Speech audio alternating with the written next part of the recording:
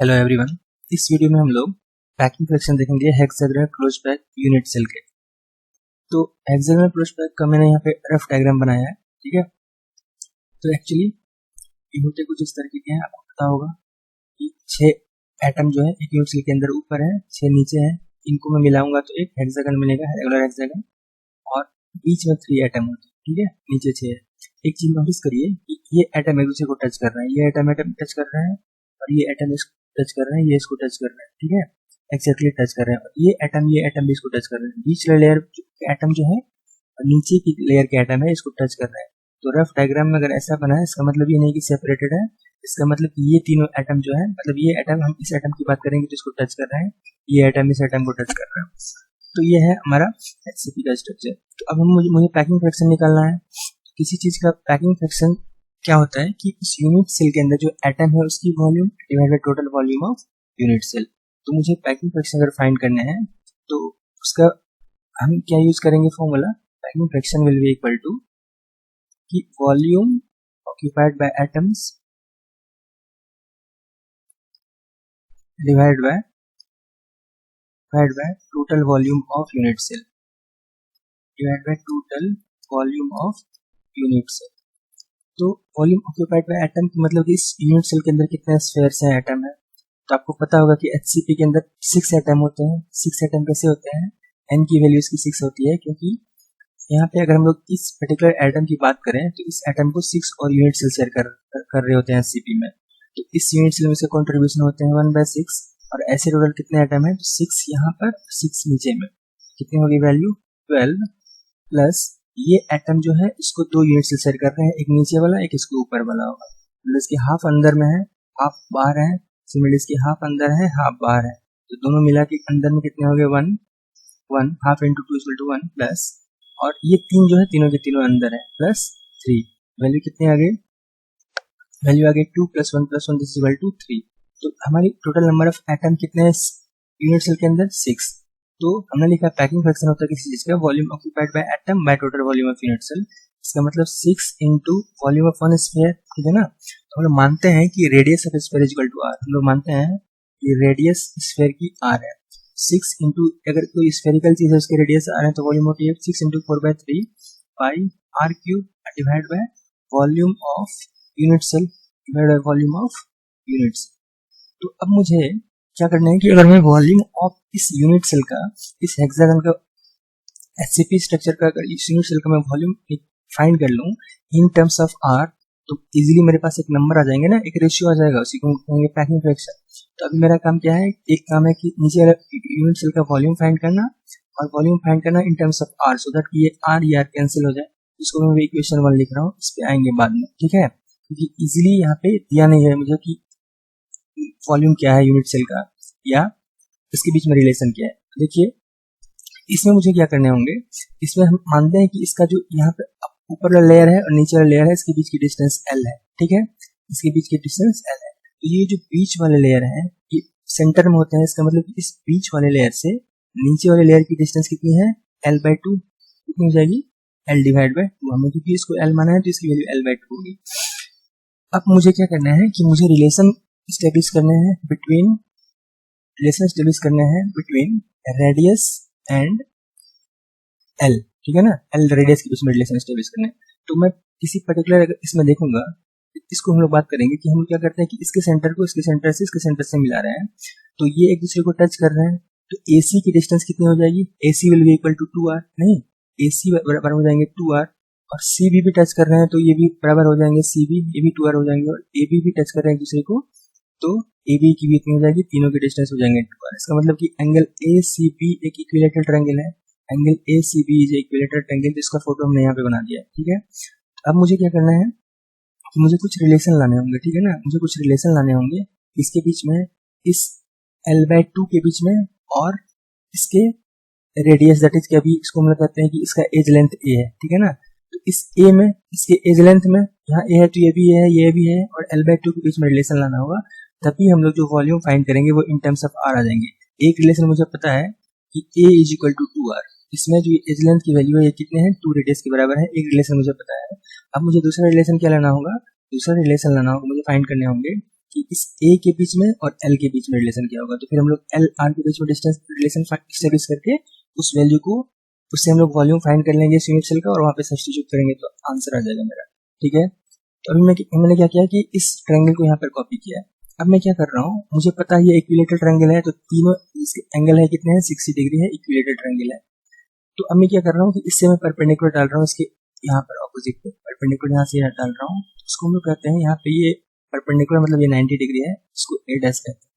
ठीक है, और मैं एक चीज कर रहा हूँ कि यहाँ से भी परपेंडिकुलर डाल रहा हूँ, यहाँ से परपेंडिकुलर डाल रहा हूँ इस वाले साइड पे, इसको सी है तो यहाँ पे इसको सी डैश कहते हैं ग्रेटर ट्रायंगल में।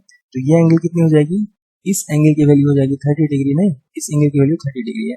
अब देखिए मुझे क्या करना है, मुझे एक रिलेशन लाना है, ठीक है ना। मुझे पहले फाइंड करना है वैल्यू ऑफ ए, इसकी वैल्यू अगर मैं फाइंड करना चाहूँ, इसका वैल्यू फाइंड करना चाहूँ ए डैश का वैल्यू इन टर्म्स ऑफ इस एज लेंथ, तो क्या कर सकते हैं कि इस ट्रायंगल में हम लिख सकते हैं कि cos 30 degree this is equal to cos 30 degree will be equal to this A dash cos 30 degree क्या होते हैं, cos थीटा क्या होते हैं b बाय h, इसका क्या हो जाएगा ये बेस इनटू h, h की वैल्यू क्या हो जाएगी यहाँ पर ए बी, इसको लिख सकते हैं divide by A B, cos 30 degree is equal to हो जाएंगे A dash divide by A B, ठीक है ना। cos थीटा होते हैं b बाय h, तो ये हो गया बेस और ये हो गया इसकी h, इसकी वैल्यू होगी। तो cos 30 डिग्री की वैल्यू कितनी होती है √3/2, इसकी वैल्यू हो गई √3/2, दिस इज इक्वल टू, अभी ए डैश को मैं ए डैश लिख रहा हूँ ए डैश, और देखिए ए बी क्या है, ए बी हमारा ये वाली वैल्यू है, तो इसको हम लोग ए माने थे, इसको भी ए ही कहते हैं,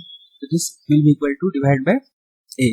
इसका मतलब कि ए डैश जो हमने यहाँ से यहाँ परपेंडिकुलर डाला है, इसका डिस्टेंस कितना है, this will be equal to A dash, this will be equal to A into √3 divide by 2, है ना, A dash will be equal to A into √3/2। इसका मतलब कि यहाँ से जो हमने परपेंडिकुलर डाला है इसका डिस्टेंस कितना है a इंटू √3/2। तो यहाँ से अगर हमने परपेंडिकुलर इक्विलेटरल ट्रायंगल है तो इसकी जो डिस्टेंस होगी वही डिस्टेंस सी सी डैश की होगी, नहीं जो डिस्टेंस ए डैश के होंगे वही डिस्टेंस सी सी डैश के हो जाएंगे। इसका मतलब सी सी डैश भी बराबर होंगे इसकी वैल्यू हो जाएगी a इंटू √3/2। इसका मतलब ये क्या हो जाएगा, इसका भी डिस्टेंस हो जाएगा a इंटू √3 डिवाइड बाय 2। तो अभी इस चीज को यहाँ पे हम लोग छोड़ देते हैं क्योंकि इसका भी हमें यूज करना है, ठीक है ना। हमने ये क्यों निकाला है, हमने ये अभी इसीलिए निकाला है कि यहाँ पर हमने क्या किया है कि यहाँ पर हमने इससे परपेंडिकुलर यहाँ पर डाला है, यहाँ पर इससे परपेंडिकुलर इससे इस पे डाला है। तो ये क्या कर रहा है, एक पॉइंट पे बाइसेक्ट कर रहे हैं। तो मान लेते हैं कि इस पॉइंट को हम लोग कुछ पी कहते हैं, तो इस ट्रायंगल में इस पॉइंट को हमने कहा पी, ठीक है। तो इक्विलेटरल ट्रायंगल का प्रॉपर्टी होता है कि अगर ये वैल्यू जो है ए डैश की वैल्यू जो है AP की वैल्यू इसकी 2/3 होंगे, ठीक है ना। तो distance of AP this will equal to 2/3 into A dash, और ए डैश का वैल्यू कितना आया है हमारा a इंटू √3/2, इसकी वैल्यू आ गया है a इंटू √3/2। इसको मैं लिख दे रहा हूँ a into √3 this divide by 2, AP की डिस्टेंस आ गई हमारे, मतलब क्या कि हमने यहाँ से परपेंडिकुलर डाले हैं और यहाँ से परपेंडिकुलर डाले हैं, ये एक दूसरे को बाइसेक्ट कर रहे हैं यहाँ पे। तो इसकी डिस्टेंस कितनी आ गई, इसकी डिस्टेंस आ गई इन terms of this a 2/3 into a √3/2, इसको अगर सिंप्लीफाई करेंगे तो 2 से 2 कैंसिल हो जाएंगे, इसकी वैल्यू हो जाएगी a डिवाइड बाय √3, ठीक है। तो इसको भी मैं कुछ इक्वेशन लिख दे रहा हूँ, इसको मान लेते हैं कि हम लोग फर्स्ट इक्वेशन कर देते हैं, ठीक है, क्योंकि इसका भी यूज होने वाला है। अब हमने क्या किया है कि हमने इस चीज का वैल्यू फाइंड कर लिया है, यहाँ से लेके यहाँ तक का डिस्टेंस फाइंड कर लिया है a के टर्म्स में, ये कितने हैं, ये है a बाय √3, ठीक है। अब मैं क्या कर रहा हूँ, मुझे फाइंड करना है L की value in terms of a, ताकि इसका मुझे यूज करना है। देखिए तो मैं क्या कर रहा हूँ कि यहाँ से एक परपेंडिकुलर नीचे डाल रहा हूँ, ठीक है, यहाँ से एक परपेंडिकुलर नीचे डाल रहा हूँ, तो वो परपेंडिकुलर कहाँ पर आएंगे, यहाँ पर मिलेंगे। तो यहाँ से मैं क्या कर रहा हूँ, एक परपेंडिकुलर नीचे डाल रहा हूँ, ठीक है, यहाँ से परपेंडिकुलर एक डाल दिया यहाँ पर, और इसकी डिस्टेंस मुझे पता है a बाय √3 है। तो मुझे अगर मैं यहाँ से यहाँ परपेंडिकुलर डाला हूँ तो इसकी डिस्टेंस कितनी हो जाएगी L/2 होगी ना, क्योंकि ये बीच में है और ये नीचे है, तो इसकी डिस्टेंस कितनी हो जाएगी, ये वैल्यू की L/2। और देखिए अगर हमने कहा था स्टार्टिंग में कि ये स्फीयर एक दूसरे को टच कर रहा है, इसका मतलब कि अगर हम लोग इसको इससे मिलाएंगे तो ये डिस्टेंस कितनी होगी। तो इसको मैं कुछ पॉइंट कर देता हूँ, ये हमारा A है, ये पॉइंट हमारा क्या है, P कहते हैं इसको, ठीक है ना। ये सेंटर पे हमारा P है, इसको मैं यहाँ पे लिख रहा हूँ, स्पेस नहीं है, यहाँ समझिए ये P है, ये P है, और इसको मैं कुछ कह देता हूँ, फॉर एग्जाम्पल D कह देता हूँ, ठीक है, ये पॉइंट D है। अब हमारे पास एक ट्रायंगल हो गया, ट्रायंगल क्या होगा, इस ट्रायंगल का ये 90 डिग्री है, एक राइट एंगल ट्रायंगल हो गए APT, एक ट्रायंगल क्या हो गए, ट्रायंगल हो गए APT। इस APT में क्या है, हमारे जो एंगल है APT, this is equal to angle APT, this is equal to 90 degree, इसकी वैल्यू हो गई 90 डिग्री। तो ये एंगल कितने हैं, 90 डिग्री है। और AD कितने हैं, AD this is equal to 2R है ना, AD is equal to 2R, क्योंकि ये एक दूसरे को टच कर रहे हैं, तो AD अगर एक दूसरे को टच कर रहे हैं तो इसका मतलब कि इसके बीच की डिस्टेंस जो होगी, इसके दोनों रेडियस के बराबर की डिस्टेंस होगी, this is equal to 2R। और 2R किसके बराबर है हमारे इस रिलेशन में, 2R A के बराबर है यहाँ भी, ठीक है। इसकी वैल्यू कितनी आ गई, इसकी वैल्यू आ गई 2R इज इक्वल टू हम कहते हैं A, ठीक है। इसका मतलब कि इस ट्रायंगल में, इस राइट एंगल ट्रायंगल में ये H है, H की वैल्यू कितनी है, H की वैल्यू है A, और L/2 मुझे फाइंड करने हैं, ये क्या है, ये L/2 ये मुझे फाइंड करने हैं।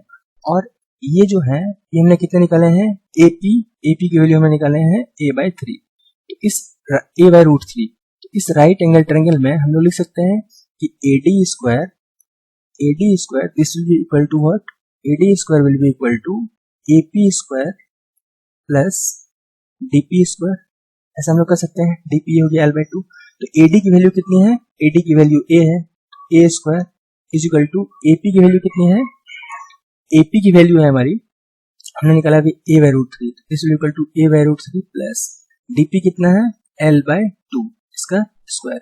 इसका मतलब हम लिख सकते हैं कि L/2 के स्क्वायर जो है इसकी वैल्यू कितनी हो गई, इसका मतलब है कि L/2 के स्क्वायर की वैल्यू हो जाएगी A स्क्वायर माइनस, यहाँ पे A/√3 है तो इसके स्क्वायर होंगे, ठीक है ना, तो इसका मतलब A स्क्वायर माइनस A/√3 के स्क्वायर होंगे ना, इसकी वैल्यू इतनी होगी। तो इसका मतलब क्या हो जाएगा, ये A स्क्वायर 3 हो जाएगा। इसका मतलब कि हमें क्या करना है, यहाँ पे अगर मैं LCM लूंगा ये क्या हो जाएंगे 3A square minus A square by 3, तो इसका मतलब L स्क्वायर 2 की वैल्यू इतनी आ गई, इसको सॉल्व करेंगे क्या हो जाएंगे 2A स्क्वायर 3। इसका मतलब कि L/2 का वैल्यू कितना आ गया, इसका मतलब कि L/2 का वैल्यू आ गया L/2 this is equal to कितने आ जाएंगे, तो L/2 की वैल्यू हो जाएगी A into square root of 2/3, इसका 2√2, ठीक है ना, हो जाएंगे 2√2। A की वैल्यू हो जाएगी, L की वैल्यू हो जाएगी A इंटू 2√2/√3। अब मेरे पास क्या आ गया है, अब मेरे पास हमारा एक रिलेशन आ गया है between height that is length, ठीक है ना, इसको उन्होंने L कहा, तो हाइट ऑफ दिस HCP, ये हाइट के बीच में और A के बीच में, इसके बीच में एक रिलेशन आ गया है। ऐसा HA के बीच में रिलेशन में क्यों निकाल रहा हूँ, क्योंकि मुझे इसके वॉल्यूम निकालना है, ठीक है ना, वॉल्यूम निकालना है इन टर्म्स ऑफ R, इसके वॉल्यूम निकालना है क्योंकि मैं जो मेरे पास स्फीयर है उसकी volume in terms of R हमने निकाल लिए थे 6 4/3 πr3, 6 एटम थे और एक की वैल्यू 4/3 πr थी। तो अब मुझे क्या करना है कि इसके हमें वॉल्यूम निकालना है इन टर्म्स ऑफ R, तो अभी मैं A के टर्म्स में निकालता हूँ, फिर मैं R के टर्म्स में निकाल दूंगा। तो क्या है कि अब देखिए, अब हमारे पास अगर ये HCP है तो ये क्या है, सारे यहाँ पे एक इक्विलेटरल ट्रायंगल बने, तो अगर मैं इसको इससे मिला दूंगा, इसको इससे मिला दूंगा, इसको इससे मिला दूंगा, इसको इससे मिलाऊंगा, तो हमारे पास क्या हो जाएंगे 6 इक्विलेटरल ट्रायंगल हो जाएंगे ना, 6 इक्विलेटरल ट्रायंगल हो जाएंगे। तो एक ट्रायंगल का एरिया इंटू 6 कर देंगे, टोटल बेस का एरिया हो जाएगा, और उसको हम क्या कर देंगे, उसको बेस के एरिया को हाइट से हम लोग अगर मल्टीप्लाई कर देते हैं तो किसी भी यूनिट सेल का वॉल्यूम मिल जाता है, मतलब टोटल इस बेस का area into L will be equal to volume of this unit cell. तो अब मुझे क्या करना है, सबसे पहले L का वैल्यू जो A के टर्म्स में आ गया है तो उसको हम लोग R के टर्म्स में भी कर देंगे, ठीक है। L का वैल्यू अगर A के टर्म्स में इतना आ गया तो उसको हम लोग R के टर्म्स में कर देंगे, A इक्वल टू 2R होते हैं वो हम लोग कर देंगे। तो अब मुझे क्या करना है, बेस के एरिया निकालना है, तो बेस के एरिया क्या हो जाएंगे, एक ट्रायंगल के एरिया इंटू 6, तो वन ट्रायंगल के एरिया क्या होंगे, इस ट्रायंगल का एरिया कितना होगा, ट्रायंगल ACB का एरिया क्या होगा, what will be area of triangle ACB, तो उसको 6 टाइम मुझे करने होंगे। तो इस एंगल का, किसी भी ट्रायंगल का एरिया क्या होता है, ट्रायंगल के एरिया होते हैं half into base into height, triangle की एरिया हो जाएगी half into base into height. तो अभी हम लोग मानते हैं कि बेस इंटू हाइट मतलब कि जो हमने परपेंडिकुलर डाला है, तो परपेंडिकुलर हमने यहाँ से डाला तो उसको फॉर एग्जांपल हम इसको बेस कहते हैं, तो बेस कितने हैं A, ये क्या है CB क्या है A, और ये हाइट A डैश कितने निकले हैं हमारे, A डैश की वैल्यू कितनी आई है, तो अभी A डैश हमने फाइंड किया था A के टर्म्स में, A डैश की वैल्यू आ गई थी A√3/2। तो इस ट्रायंगल की एरिया कितने होंगे, इस ट्रायंगल की एरिया हो जाएगी A equal to half into base into, इसको मैं कहता हूँ हाइट, बेस को हम लोग कहते हैं ये इंटू हाइट, ये होता है ना ट्रायंगल का area, equal to half into base हो गया हमारा यहाँ पे BC, किसी इसको भी बेस मानेंगे तो समझिए होगा, तो BC की वैल्यू कितनी है, A half into A into height कितने हैं ये A डैश का वैल्यू हम ये हो जाएंगे A√3/2, A√3/2 आ गए हमारे क्या इसके एरिया, ठीक है। हमने लिखा है क्योंकि A डैश की वैल्यू हमने कितने फाइंड किए हैं, A इंटू √3/2, यहाँ पे हमने क्या लिख दिया A इंटू √3/2, इसकी वैल्यू कितनी आ जाएगी हाफ इंटू A² इंटू √3/2, ठीक है। तो इसका वैल्यू कितना आ गया A² इंटू √3/4, ये क्या आ गए हैं एक ट्रायंगल के एरिया, एक ट्रायंगल के एरिया कितना आ गया है A² इंटू √3/4। तो टोटल बेस का एरिया क्या हो जाएगा इस हेक्सागन का जो हमारे पास ये है, कि टोटल इसका बेस का एरिया कितना हो जाएगा, टोटल एरिया ऑफ बेस आ जाएंगे, इसको 6 टाइम्स हमें मल्टीप्लाई कर देने होंगे, ठीक है ना। टोटल एरिया आ जाएंगे बेस के, ये जो एक ट्रायंगल का एरिया है इंटू 6, ठीक है। तो total area of base this will be equal to 6 into A²√3/4, 6 से मल्टीप्लाई कर दिया है, ये टोटल बेस की एरिया आ गई। टोटल वॉल्यूम क्या होंगे इस यूनिट सेल के, तो इस यूनिट सेल के वॉल्यूम हो जाएंगे टोटल इस बेस का एरिया इंटू L, इसका हाइट, टोटल बेस का एरिया मुझे मिला हुआ है, और इसको मुझे क्या करना है, इसको मल्टीप्लाई कर देना है इसके हाइट से L से। तो L का वैल्यू हमने फाइंड किया है इन टर्म्स ऑफ A इतना, ठीक है ना, L का वैल्यू हमने फाइंड किया है इतना। तो वॉल्यूम, टोटल वॉल्यूम ऑफ इस हेक्सागन की कितनी हो जाएगी, total volume of hexagon is equal to total volume of unit cell, this will be equal to what, this will be equal to this area of base A into this L, A into L ये होता है। तो A is equal to कितने हो गए 6 into A² into √3/4, this into A into 2√2 divided by √3, ये क्या आ गए हमारे, ये वैल्यू हमारे आ गए हैं total volume of unit cell. और वॉल्यूम ऑफ यूनिट सेल मुझे A मिला है, इतना मिला है, तो मुझे क्या करना है एक्चुअली, मुझे करना है इस चीज को से इस चीज से मुझे, हमने एक जो रिलेशन देखा था इससे पहले पैकिंग फ्रैक्शन का, हमारे पास ये था 6 into 4/3 pi RQ divided volume of unit cell. तो अब मुझे क्या करना है पैकिंग फ्रैक्शन के लिए 6 into 4/3 pi RQ divided by volume of unit cell मुझे अगर फाइंड करना है, तो वॉल्यूम ऑफ यूनिट सेल हमने ये फाइंड किया है, वॉल्यूम ऑफ यूनिट सेल की वैल्यू ये है, ये बड़ा वैल्यू, ठीक है। तो यहाँ पे क्या हो जाएंगे √3 से √3 कैंसिल हो जाएंगे और AQ हो जाएंगे, तो इसको सिंप्लीफाई कर देता हूँ 6AQ, और इसको मैं 2 से टाइम्स में कैंसिल कर देता हूँ, 6AQ इंटू √2, और इसे फाइनली कैंसिल कर देंगे √2 टाइम, ठीक है। तो 6AQ डिवाइड बाय √2, तो क्या आ गए हमारे, ये आ गए हैं volume of unit cell, 6 into AQ divide by √2। 6AQ by √2 हमें नीचे लिख देना है, नीचे क्या लिखना है 6AQ डिवाइड बाय √2। अब यहाँ पर R है, यहाँ पर A है, तो मुझे एक टाइम में लाना है, तो मुझे पता है कि A is equal to 2R, तो यहाँ पर मैं क्या करूंगा A is equal to 2R लिख दूंगा, या R is equal to A/2 लिख दूंगा, कुछ भी चलेगा। 6 into 4/3 pi RQ this divide 6 into 2R³ divide by √2। इसको सॉल्व करना है, जो वैल्यू आ जाएगी वही पैकिंग फ्रैक्शन आएगी। सॉल्व करने से क्या हो जाएंगे 6 से 6 कैंसिल हो जाएंगे, और यहाँ पे R³ आएंगे, R³ से R³ कैंसिल हो जाएंगे, मतलब इसको हम लिख सकते हैं कि 4 पाई RQ this divide by 3 into ये आ जाएंगे 8 RQ, और ये √2 क्या होंगे, √2 ऊपर चले जाएंगे, R³ से RQ कैंसिल हो गए, 4 से ये 2 टाइम्स में कैंसिल हो गए, और ये √2 से ये √2 टाइम्स में कैंसिल हो जाएंगे। इसका मतलब इसकी वैल्यू कितनी आ गई पाई डिवाइड बाय 3√2। तो अगर हम लोग देखते हैं कैलकुलेटर से इसकी वैल्यू पाई बाय 3√2, तो पाई की वैल्यू होती है 3.14 पाई 3√2, ठीक है। तो वैल्यू कितनी आएगी 3.14 पाई 3√2, इसकी वैल्यू आ जाएगी, हम लोग सॉल्व करेंगे तो 3.14 दिस डिवाइड बाय 3√2,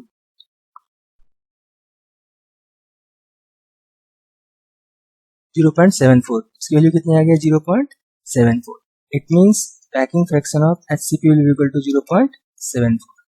इतना ही पैकिंग फ्रैक्शन आया था हमारा FCC का, तो ये वैल्यू पैकिंग फ्रैक्शन इतना होता है। दोनों की पैकिंग फ्रैक्शन सेम होती है और मैक्सिमम होती है, इसलिए हम लोग करते हैं क्लोज पर।